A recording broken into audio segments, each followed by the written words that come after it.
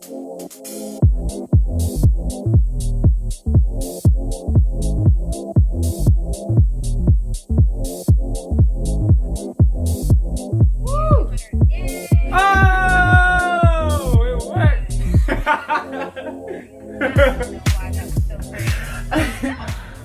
feel like let me move this a little bit back because we had landscape. Move this up. And now we switching it to portrait.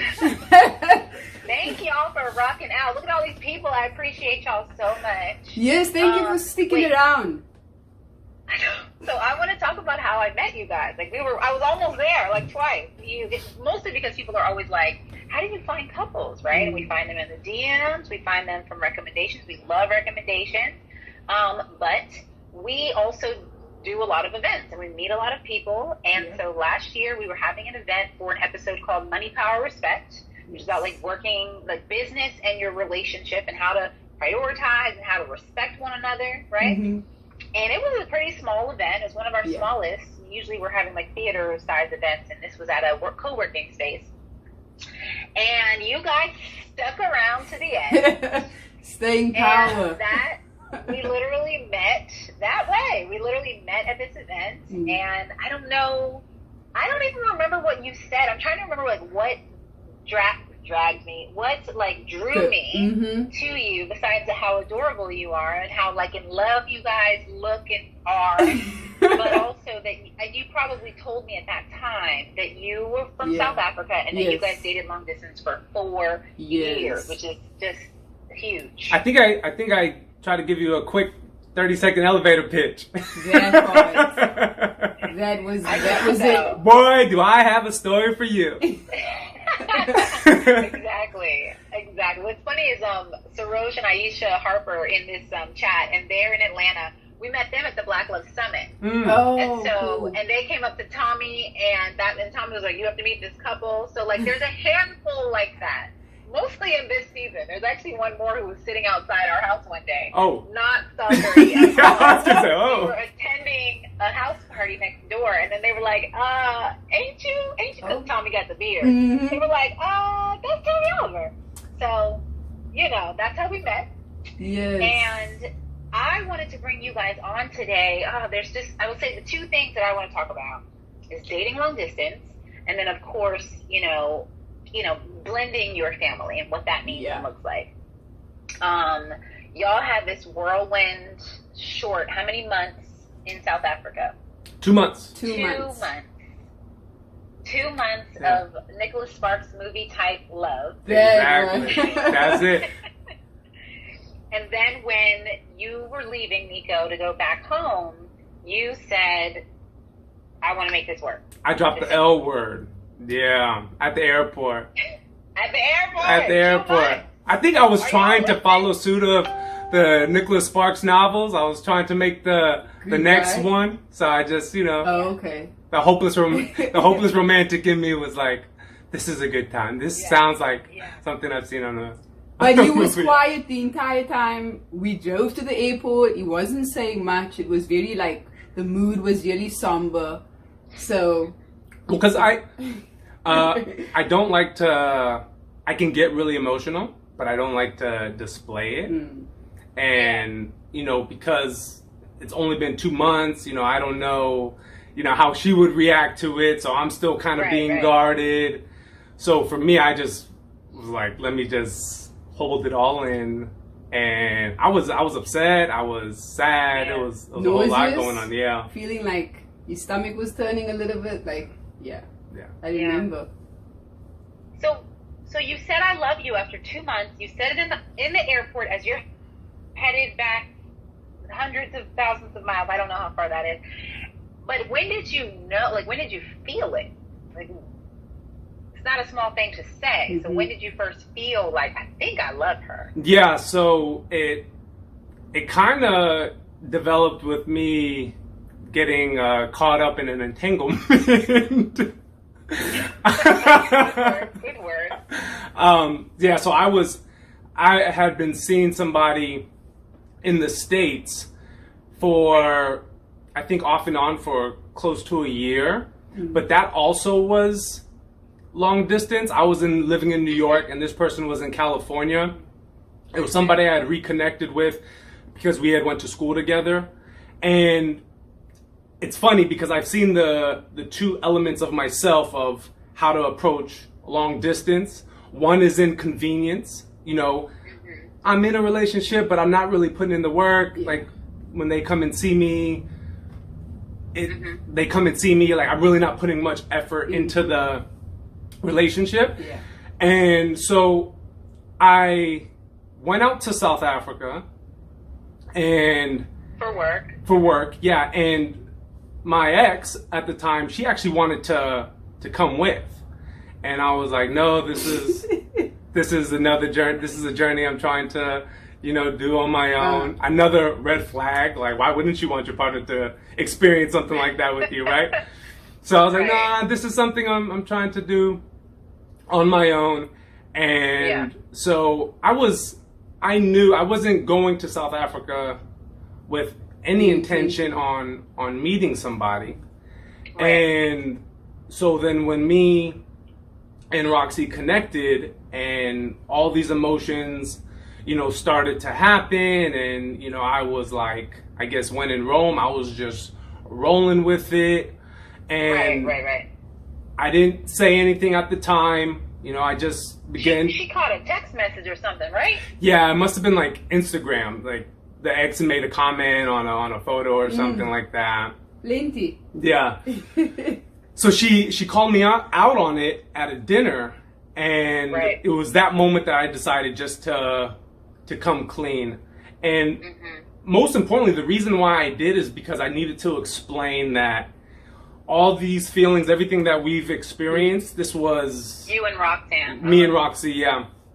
Everything had just kind of sideswiped me. I wasn't anticipating any of this. Yeah. And I didn't want her to feel like she was just a holiday fling or, you know, a side chick. And so for me, after the conversation, after she called me out on it, she told me, like, this is it. Like, it was fun. I know we have a connection, but I'm not that girl. I'm not that woman, you know? So she was very adamant about bowing out. And I think we went probably 3 or 4 days without talking. Yeah. And when I talk about restless nights, I couldn't sleep. My stomach was in knots. Wow. And so for me, the idea, because the woman back at home, she was a great woman. And so it hurt me that I was going to go back to the States and break somebody's heart or, you know, hurt somebody. But the idea of them no longer in my life didn't really have that heavy of an effect on me. And meeting Roxy for 2 months, the idea, even though we had nothing established, nothing said like what our relationship was, just the idea for me that this woman was going to be out of my life forever and I wasn't going to get the opportunity to explore where this relationship could take us just broke me. It really killed me. So for that, like, it was that moment that I was like, this is something a little different. And so someone asked, is Roxy from Ethiopia? No. No, I'm from South Africa. Close. Cape Town specifically. So I want to hear a little bit. I know you guys are going to share with the Black Love family on blacklovedoc, but I want to hear a little bit about what was it like committing for 4 years, internationally, long distance? Like, what were the things that you guys did to stay connected and to show, like, no, seriously, I'm in this? First of all, I would just put a disclaimer out there and say we never went into it knowing that that's how long it was going to last for. I don't think either of us would have chosen that. Definitely not you. Because if it was up to Nico, he would have had Yasmin and I, my daughter and I, move out within 6 months. So that's how naive of a thought I had. I mean, it's not optimistic. It's optimistic, but it's a little unrealistic. Like, after even if everything went smoothly, right?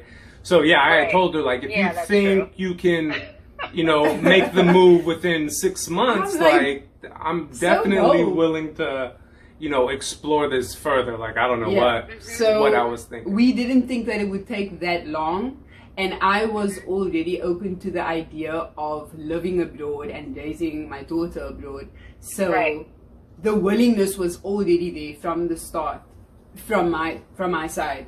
Then I think what Nico showed me from the jump was that it's possible to make long distance work and to actually make this person that you're in a relationship with feel as though you may not be there physically, but you are as thought of, even though you're miles apart. So he initiated all of the video calls, the text messages, the voice notes, almost like what we consider video diaries.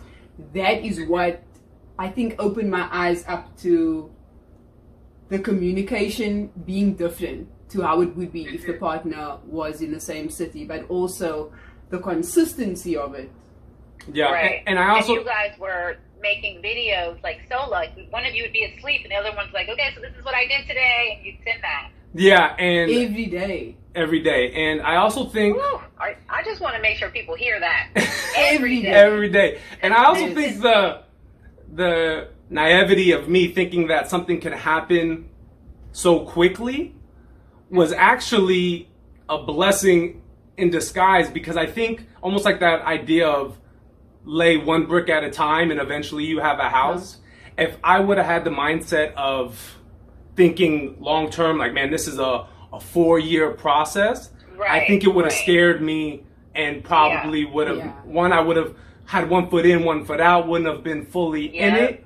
And the idea of planning, like, there was always, even though it ended up being 4 years, we worked in 5-6 month increments. It's like, okay, this is the next time we're going to see each other. This always having something to look forward to as a couple.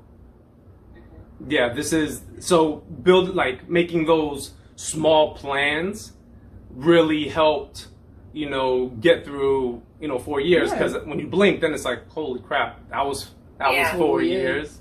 Yeah. I want to ask you a question, but I have to read this comment. It says, does Niko have a brother, a daddy? Do you? I don't have a brother. From a small family, just me and my sister. I do have a father. He's available. Shoot,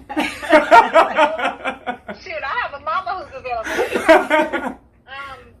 So, okay, wait, what's my question? Okay, so another thing that you did, which carries over into now marriage, but one of the things that I remember you sharing with me was that you guys would, like, Niko would be on the phone, like, helping your daughter with her homework. Like, remind me, like, walk me down that. Yeah, so part of the just making the constant effort, this was a piece of it, because she was a mother to a little girl, and I wanted to show how committed I was to not only Roxy, but also to her daughter.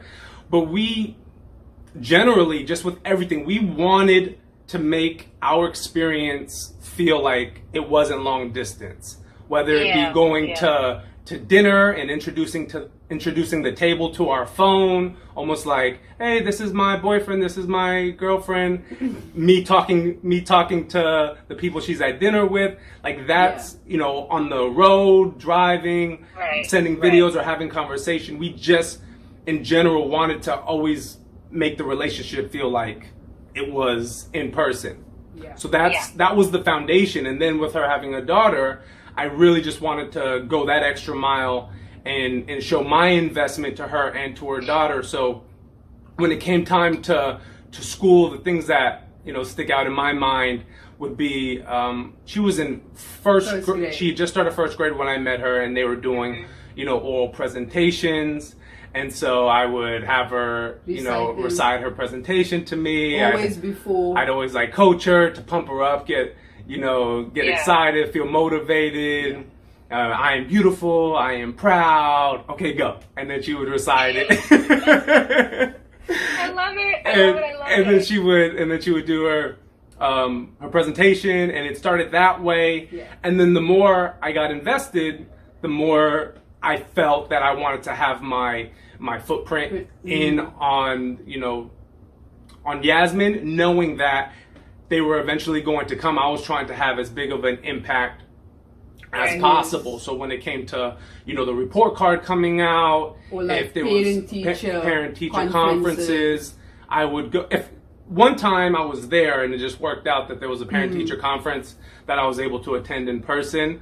But if I wasn't, same thing as if it was a Skype. dinner, she would bring me with the phone if I had questions. You know, I'm the Because talking he one. has I'm the more one with all the questions. questions. I'm just like, okay. So instead of her just be asking all these questions, and she'd be like, oh, I didn't ask that. She would bring me with, and if there was a question, I was able to ask the teachers and just really show my influence that way. Yeah. It's weird. It sounds funny, but it was normal. it became our norm. So someone made a comment that I wanted to touch on. Lord, I got to find it because it's how I felt when I was interviewing you guys. Okay, so someone said, sounds like this worked well because he continued to pursue her from afar. Which, like, that's what I see. And I think as women, like, we need to know, especially with men, like, we need to know that the commitment comes from you all. Right. Totally. We give so much of ourselves. Roxy, you were a single mom at the time. And so, you know, I think that's really valuable. And I really loved hearing you say all of this when we had our first conversation, because I feel like it's a testament to what's possible locally and afar. Yes. Right. You know, honestly, when a man leads in that way, leads with his heart and his commitment. Yeah. Right. It's a big deal. And for me, a big piece was also the fact that she was a single mom and she had a daughter, so I was always thinking about her daughter as well. And because naturally, if it was up to me, I'd probably, if I had it my way, I would have had her move out to the States, live together, see how that works, then get engaged, then get married. Like, in my mind, that was always my process of what I would want to do in a relationship. But my expectations or my thoughts had to change. It's like, you're a woman that's successful with all your family and a little girl that you have to worry about. She needs something more than just let's see how it goes, or, you know, it's gonna work out type promise. So that's when I decided to, I think it was after a year and a half, I decided to propose, just because I felt like she needed that extra oomph, for that extra, you know, validation that I'm in this for the long haul. I'm in this to win it. I love it. I mean, I think that that's huge when there's a child involved, right? Yes. So one of the other things that you guys talked about, we shared the clip today, which wasn't in the show, but it's a bonus clip, was about really coming together as a family and the notion of unconditional love, right? And how that looks. You know, honestly, it's like something I'd never thought about the way that you put it, but how your job is to love your wife and your child. Y'all, you know, originally Roxy's child, but of course you're married now, so your child, unconditionally, but it's the only relationship where, like, she might not be doing that back. Yes. Like, right? It's like, hard. So, yeah. And so, you know, I would love anybody else. Oh, hi, Jim Clinette. I love it. I would love anybody else who's in a blended family. Just drop like a heart, something. Tell us about yourself a little bit. But it's so, what you said was just very important to recognize. Especially, I'm a child of divorce. So I think that my father's wife probably came in expecting us to be like, oh, unconditional love for you. It's not for you to word it that way was just like crazy. Like, it was just so truthful. Yes. Yeah. And and me being, you know, a Cancer, I have to catch myself, or she catches myself, you know, getting in my, you know, feelings. It's just something that you have to take in your stride. It's being aware of it, but also not allowing it to affect the way that you parent, or that you and the consistency and the that consistency. You've been Exactly. giving. Like, you have to keep, you literally have to keep going, because you don't know when that turnaround is going to happen. And it could be soon, but it also could take another few years for the child to recognize and see the value that you've actually brought into their life. But I have to keep walking into those audition rooms and getting no after no after no. Yeah. No, I mean, look, I love the way that you guys are reflecting on this and being honest with people, right? Like that it's challenging. And I want to say what it is. I want to put words to it because people might be joining us, now. But like, blending your family requires giving unconditional love to your bonus children when you're not always receiving it. Yes. It requires being consistent and continuing to give and love and be there, even when they look like they couldn't care less. Maybe they really couldn't, but sometimes they're just, hiding it. And not knowing when or if, but when the tide will change and they're like, hey, you're cool, I appreciate you. And that's just really beautiful that you guys, you guys are young, both in life and in your relationship, and just recognizing that, I just think is really powerful, and I love hearing it. And I'll give you another funny story, or just another tidbit that I think would be helpful to other blended families, especially if the step parent is the one that is the rule enforcer, or the one that's more hands-on. And one of the challenges that we've had discussions about is when it's dealing with academics or just responsibility. I'm the one that's enforcing it mostly.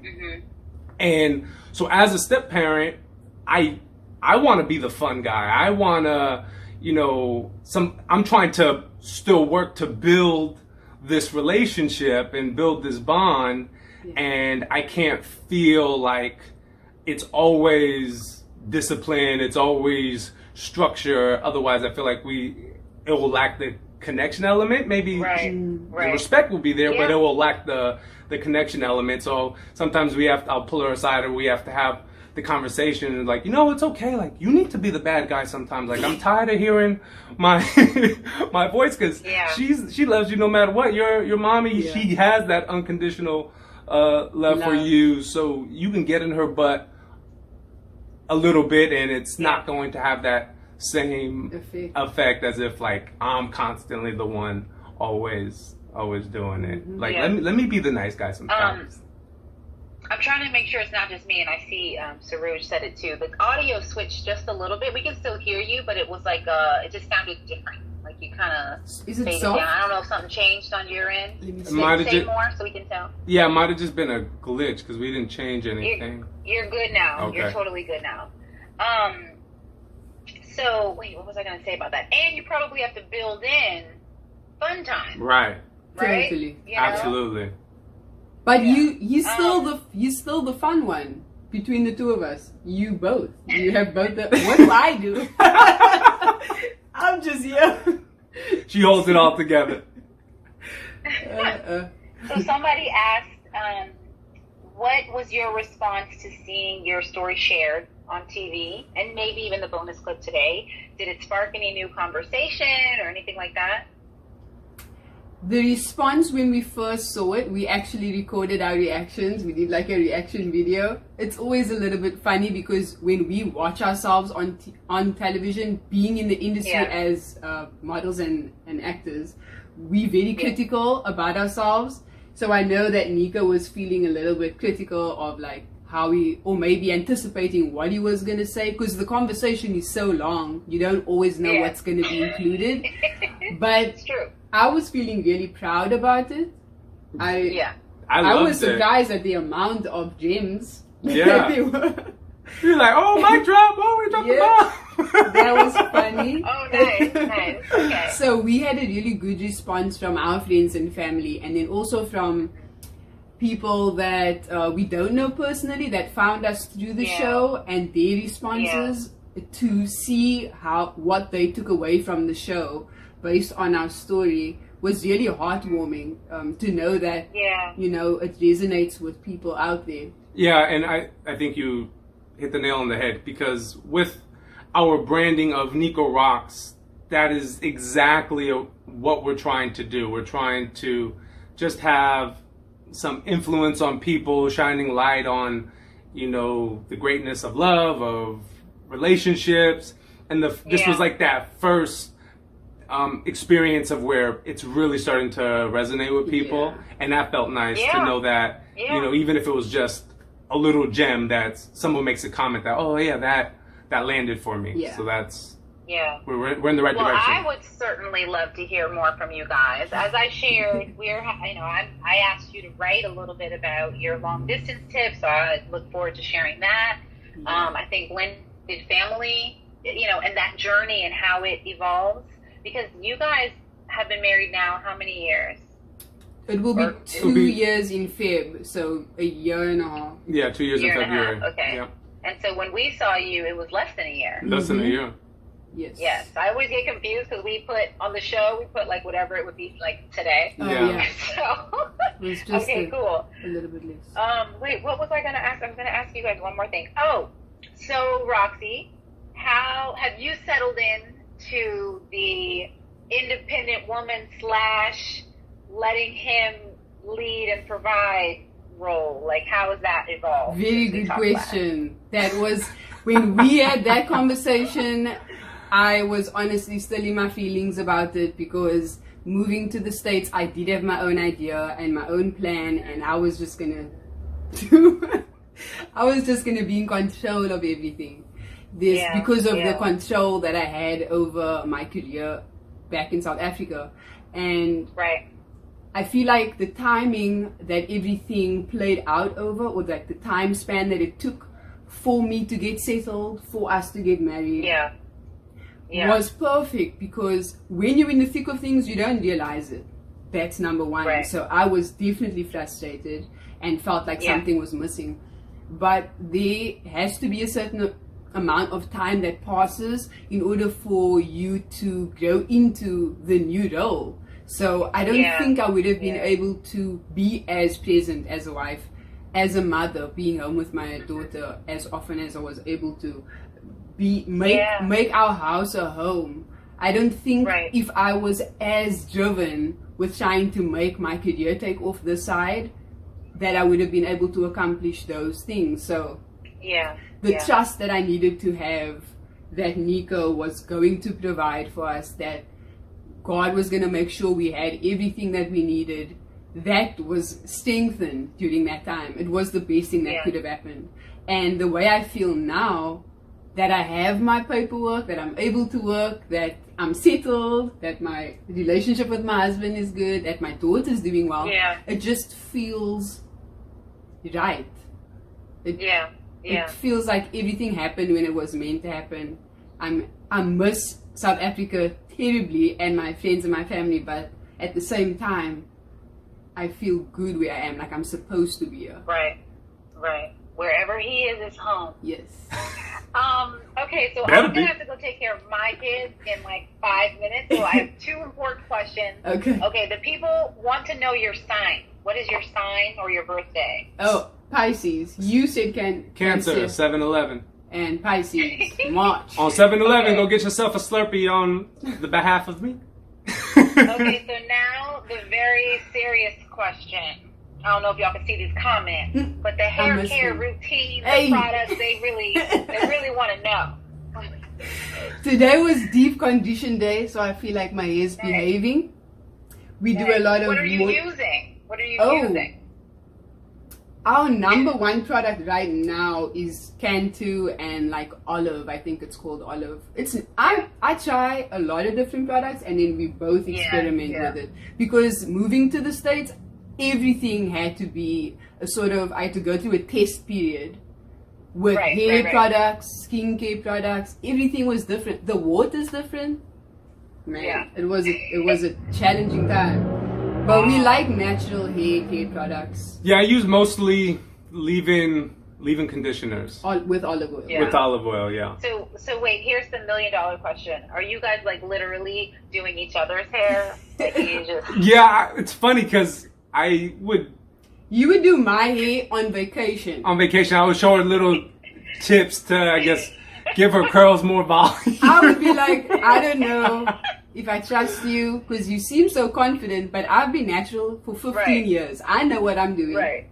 He just started growing his hair out a few years ago. But when we met, Nikolai's hair was not like this. He looked like smooth military guy vibes. He's still fine though. Oh man. You guys are hilarious. I have to go get these kids. There are requests for your daddy's phone number. But, we can just, I'm going to send you a picture of my mama. We'll talk about it later. All right. Do it, Codie. Sorry, cakes and fries. Love you, girl. But yes, so thank you guys so much. We should do this again sometime. Absolutely. Thank you for having us. And I just want to let the people know that have dropped more comments or questions that we must just send us a message. We really like engaging with people. So Instagram, YouTube, wherever, Facebook, drop us a message. What's your handle? I know NikoRox. Is that the main one you want people to go to? Mm-hmm. Okay. Yeah, and then also NikoRox. Yep, that's it. And then emails too. So Nikolai.roxanne@gmail.com. But yeah. Socials are the easiest. And the people have asked for a hair care video. I think that'll do gangbusters. Okay. Especially if you're doing each other's hair, combining love and hair. People love it. Okay. Coming right up. Bye. Bye.